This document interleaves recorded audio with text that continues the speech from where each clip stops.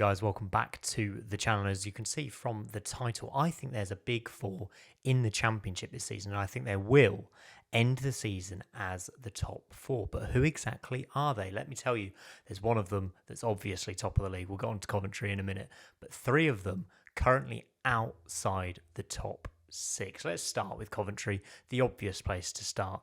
I don't want to say it, but surely they can't blow it from here. 50 goals scored already in just 18 matches. Frank Lampard's men absolutely flying at the top of the table. I think it's 5 wins in a row now. It's 11 out of 12. They're on absolute fire. Got Ipswich away, big game this weekend.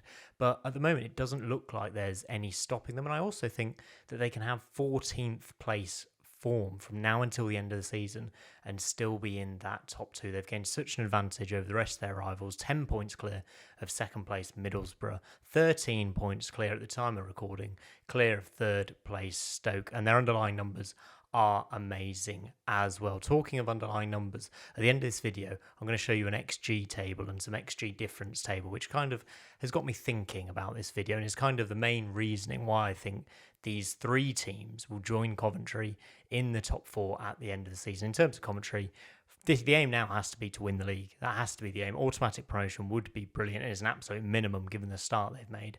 But winning the league is an absolute possibility now and has to be the main aim. Would it feel like a failure maybe if Coventry failed to win the league from this point? Potentially. I mean, given the 10-point gap and the massive advantage they have over some of the other teams that I might talk about in a minute, you probably have to say yes, it would be a failure if they don't win the league, which is mental for me to say, even suggest as a Coventry fan, given what we've been through over the past decade. But yeah, amazing start from Frank Lampard. They should certainly be one of the top four teams at the end of the season. I'm definitely putting them into my big four, as I've titled this. But who's up next?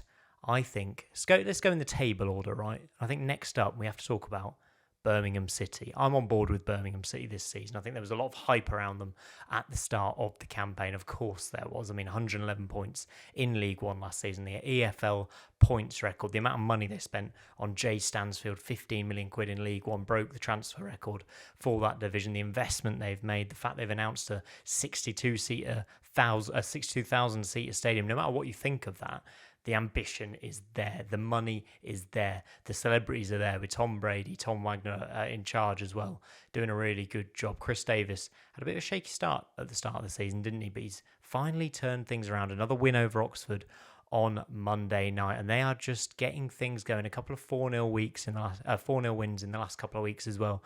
And they're just looking really, really strong. I think Damari Gray has been fantastic in the last couple of weeks. I think Pat Roberts has really come into the team on that right-hand side and helped them out. And I think a big reason Birmingham are kind of turning things around in terms of their form is they've found that number 9 foil now in Marvin Dutch. And I think he's done really, really well in the last few weeks. Obviously had a bit of an injury near the start of the season. He's leading the line really, really well. And he's getting the best out of Jay Stansfield, who's kind of playing in that second striker, number 10 position. He's looking really, really good right now.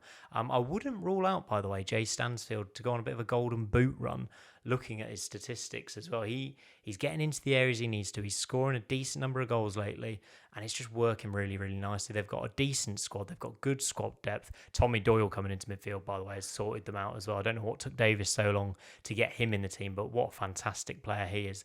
And Newman and Clara at the back as well. I think that's a really nice balanced duo. So I think if you look at Birmingham and the momentum they've now got, and the fact that they have kind of found that quartet in the final third to create chances, to score goals, and to most importantly win games. I like the balance of this Birmingham team. I look at the rest of the top six and I think Birmingham can overhaul them, certainly get amongst it.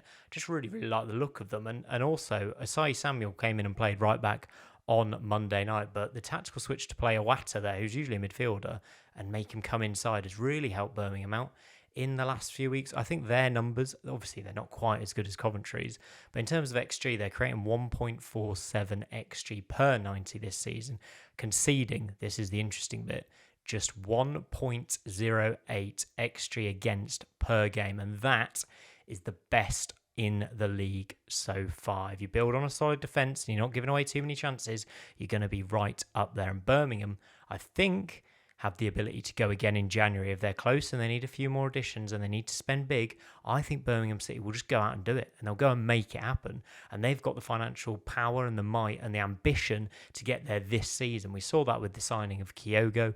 We've seen it with a couple of the other big signings they've made. I think Birmingham are in a really good place to strike, and obviously the Championship takes some getting used to, but I really think Birmingham City are going to drive on and make it into the top four. I'm not going to put them in any particular order by the way, but these are the big four players in the Championship for me from now until the end of the season. So impressed with Birmingham, certainly, over the last few weeks. Dropping down into Ipswich Town, of course I have to talk about Ipswich. I'm actually recording this before they played Blackburn, and they lost against Oxford on Friday night. At the time of recording, they're 9th in the league, but a win would take them into the playoffs, which is very, very interesting indeed. What a squad Kieran McKenna has at his disposal. He's actually finding it a little bit tough to find his perfect 11. I think that's almost down to the amount of choices he has in every single position. He seems to have nailed down that back four in terms of Furlong, O'Shea, Kipre and Davis, but it's leaving the likes of Jacob Greaves on the bench, which you couldn't foresee at the start of the season. That's the amount of squad depth they've got. But I think the problem with Ipswich right now is that final third, in terms of they've got too many options. And Kieran McKenna likes to rotate, and he always rotates in a 3-game week. We saw that with the double promotions up from League One straight to the Premier League. He made quite a lot of changes in those squads as well. But this team just doesn't seem to quite be gelling in that final third. I mean, Wanda Egley, I've absolutely butchered the way I need to say his name, but he, record signing, he's been hit and miss really. £17.5 million. You expected this wonder kid to come and light up the Championship. It's not quite happened for him so far. I think the number 10 position is really interesting for Ipswich. Sammy Schmodik's injured. Chuba Akpom not quite making it his own, given all the goals he scored at Middlesbrough when he won the Golden Boot in 22-23. Marcelino Nunes looks like he gels a lot better in that number 10 position than those other two, who are mainly more goal scorers than creators. I think Nunes is a great signing, and let's put the Norwich thing to one side for a minute. I think he's a great footballer. I think he really fits nicely into this Ipswich team. And then on the left, you have to balance between Jaden Philogene, one of the best wingers in the Championship, or Jack Clark, one of the best wingers in the Championship. Up front, George Hurst, not a massive goal scorer, not a man who's going to get probably 20 goals this season, but he needs to be the foil for those star men behind him to shine. I think he will produce at some point this season, but I just look at the names on paper, and you look at the way Ipswich are playing in moments. They're perhaps unfortunate to lose to Oxford, but they created a lot of chances. I think they can go to Blackburn and certainly get something or win the game. It's interesting, really, isn't it? The midfield, Jens Kahoost is not quite gelled in terms of Matasiwa and Jack Taylor in the midfield there either. I think he keeps switching between picking two of those three. I think he just needs to pick two. He needs to pick his best 11 and just stick with it and see how they get on. Very tough during this winter period. Very, very tough with this Blackburn game as well, I keep alluding to. But there's no way they don't get it right at some point this season. A relegated Premier League team with parachute payments and a squad like this on paper and a manager like this on paper, they are absolutely one of the big four in the Championship this season. And I'm pretty certain they will finish in the top four. Whether they can make it all the way to the top two, we'll have to wait and see. There's a double header coming with Coventry City in December, starting on Saturday, by the way, which could be absolutely pivotal for both of their seasons, especially Ipswich. If Ipswich go and take 6 points off Coventry during this month, then it's not just the promotion that's on. It might just well be the title. So they're the third of my big four teams in the Championship. And we have to come to the next one, another recently relegated Premier League team, I'm afraid.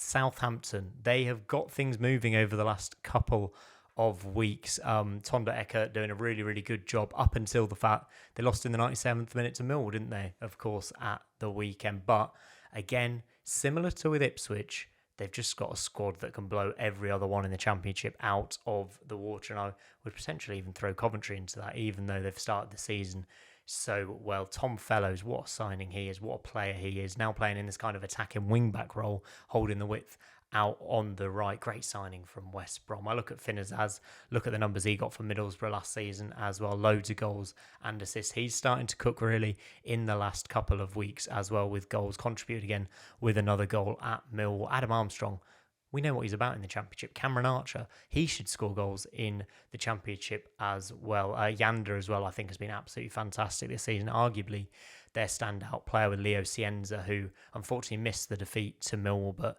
he's a fantastic player. And Brian Manning and Jack Stevens and Harwood Bellis, who was in an England squad, I think, fairly recently.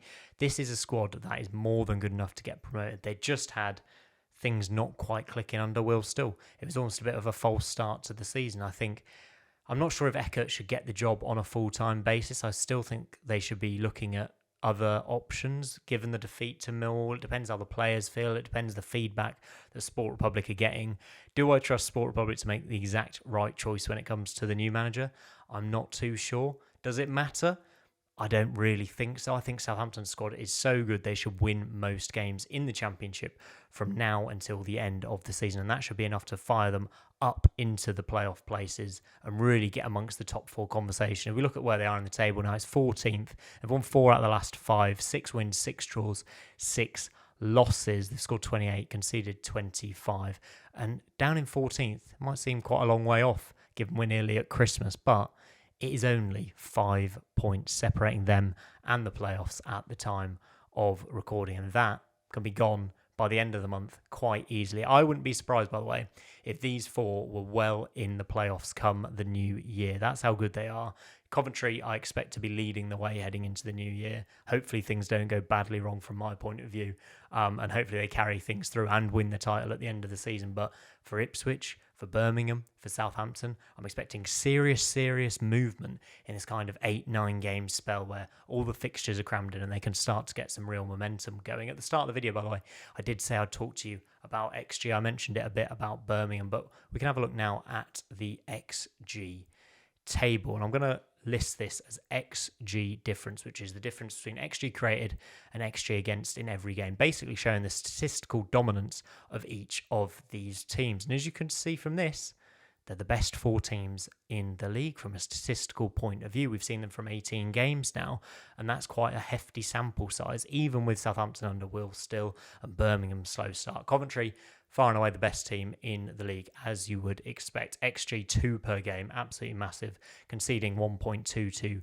XG per game as well. Only 1 clean sheet in their last 7, though, I think, for Cov, which is a slight concern. I want to tighten that up, but when they're scoring 3 goals a game, you can't really complain. Ipswich Town with an XG difference at the time of recording of plus 0.65. That is pretty dominant as well. Not far off Coventry, so they have been unlucky. They just need to click things in the final third and they'll be absolutely fine. Birmingham City, by the way, plus 0.39, based on the best defence in the league from a statistical point of view, not on goals conceded. And Southampton just behind them on 0.37. So they're the big 4 for me. And as you can see there, in 5th place, if anyone's going to get into this mix and could cause a shock and really push on this season, it is Middlesbrough. We don't know what to expect from them under new manager Kim Helberg. I think they might be able to kick on. I think it's quite a good timing that Rob Edwards has gone and Kim Helberg's come in and Adi Vivash has stayed. I think they're a really good team. They got a win, first win over Derby County at the weekend under Helberg. I think they could really kick on, and maybe in the new year I'll have to reassess this. But right now, I look at this and I think this could be the big 4. Coventry, Ipswich, Birmingham and Southampton. Please do like and subscribe. Get your thoughts in the comments down below. Am I right? Do you think this will be the top 4 come the end of the year? If not, list your top 4. I want to see them. I'll get in the comments down below with you. Please do subscribe, by the way. I'm trying to get 1,000 subscribers on YouTube before Christmas Day. That's a little target I've got for myself. If you like Championship content, if you're a Coventry fan and you just want to support me, it would be massively appreciated. But that's all for today's video. I'll be back later in the week with Championship predictions and maybe a Coventry Ipswich preview with Benjamin Bloom. I'll see you then.